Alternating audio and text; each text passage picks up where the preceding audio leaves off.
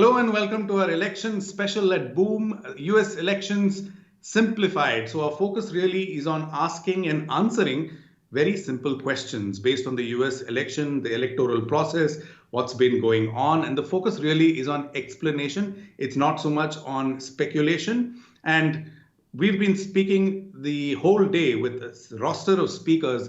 But here's where we are on very, very strong footing, because we're going to be talking about the misinformation that has been spotted in the US landscape in the last 24 hours, in the last few days. And with me right now is ARCHIS Choudhury, my colleague. He's a fact checker. He also does data and analysis. ARCHIS, so you're all set. Yeah. We've decided that we're going to rank the top 5 fake news snippets. That's right. And we're going to do the classic countdown. So we're going to start with number 5, and then we're going to come down to number 1. One clarification or disclaimer here is that this is legitimate fake news that people have seen and have had to deal with in the United States, but it is a little subjective in the sense that we've ranked it 5 to 1 on the basis of spread and magnitude. So with that caveat, let's begin. Archis, are you all set?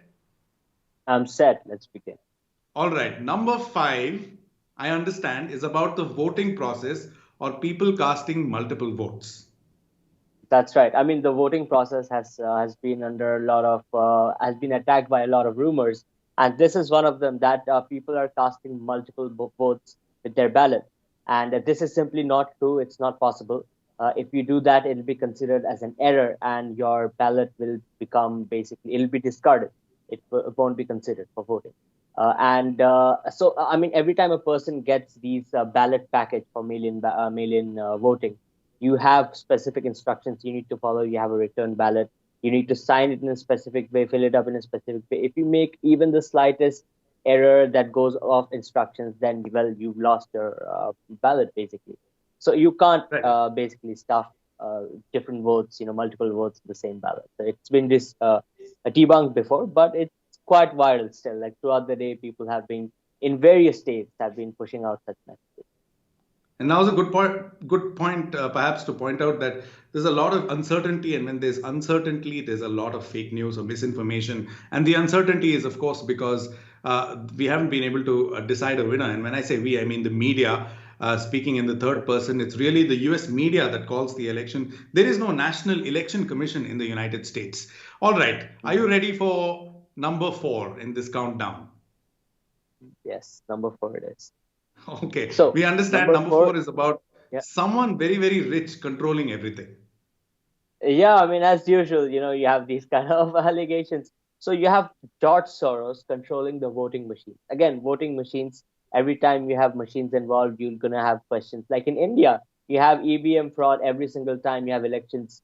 You can take the past, 8 most important elections we've had. You've had allegations of EVM fraud. Just like that, you have the same old story. Here, they put this very powerful person, like rich person, George Soros, as this, like Illuminati kind of figure who controls everything. He's also part of a lot of conspiracy theories along with Bill Gates.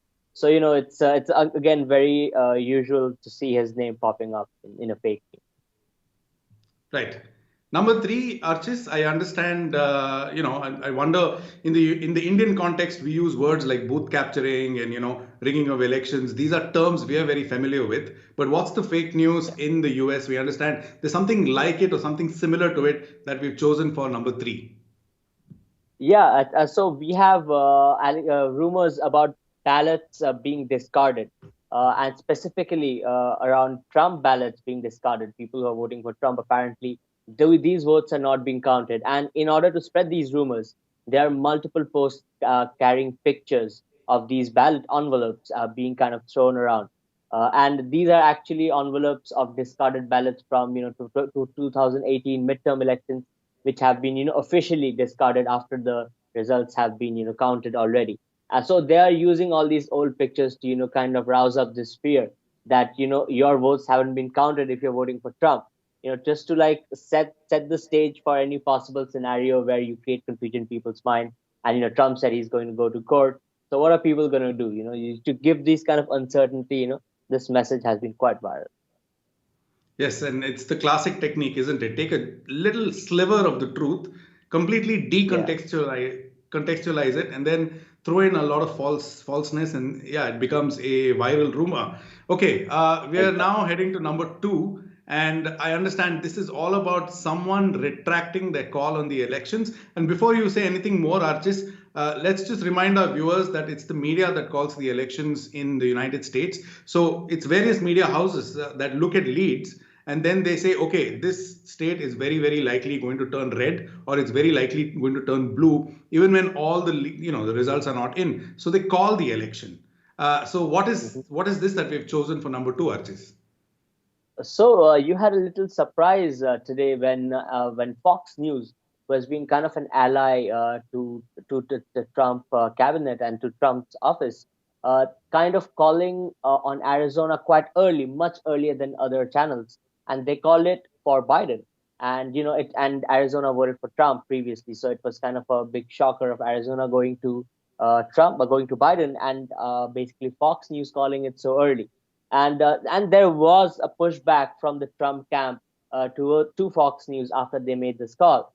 And then there were these rumors around Fox News retracting the call, and it was all over because I think it was towards the end, or it was already on when the polling was still being conducted, or I think it was already over. But still, like, there was a lot of confusion, and people were asking, what exactly happened in Arizona.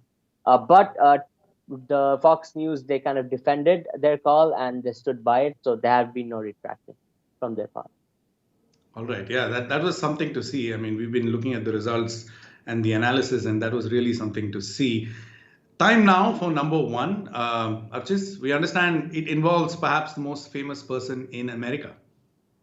Yeah, I've been saying this since the beginning, like the whole fake news structure it's all top down. You have someone on the top spreading it, and then you have all these pawns who are kind of throwing that same narrative out. So you have Trump declaring himself as the kind of the winner, very prematurely, and he basically, and it was during his election night speech that he said that the voting should have stopped, or the counting should have stopped, but he didn't make it very clear what he was talking about. He tweeted out earlier, remember the tweet that we spoke about when he said that there shouldn't be any votes cast, and it was taken down by Twitter as well. And he also played on the lines of this statement that votes shouldn't be counted. So what exactly is he saying? Should there be a stop on voting because polling had already closed, or should there be a stop on counting? So there were all these confusions with different terminologies being used, and Trump played on that and just added this this statement that he's kind of the winner already. So his supporters, I probably think that his supporters are thinking that Trump has won, and there's this big conspiracy going on with all these fake news, kind of putting it in their head that there's something wrong if Trump's still not winning. So the message has been conveyed, and that they have done it successfully. This misinformation campaign is pretty successful, I'd say. Yeah, I mean, yes, that indeed was stunning to see, and so that brings this countdown to an end. We've got the 5 top fake news pieces that have been circulating around in the United States. And of course, we've had smiles on our faces, Archis, but that's partly, I suppose, because, we're dealing with the United States, whereas we deal with the most difficult forms of fake news on a daily basis in India and in Bangladesh and Myanmar and all the other places that BOOM works on. Yeah, for once, it doesn't directly concerns us. So, we are watching it from a distance. So that's why we have the smile. If we were in the US right now, we'd probably be in sweat right now. Yes. Thanks very much for that clarification. It's important for our viewers as well. We, of course, take fake news busting very, very seriously as fact checkers and as people who do media literacy and explainers as well. On that note, I'll let you go, Archis. Thanks very much. And thanks very much for watching.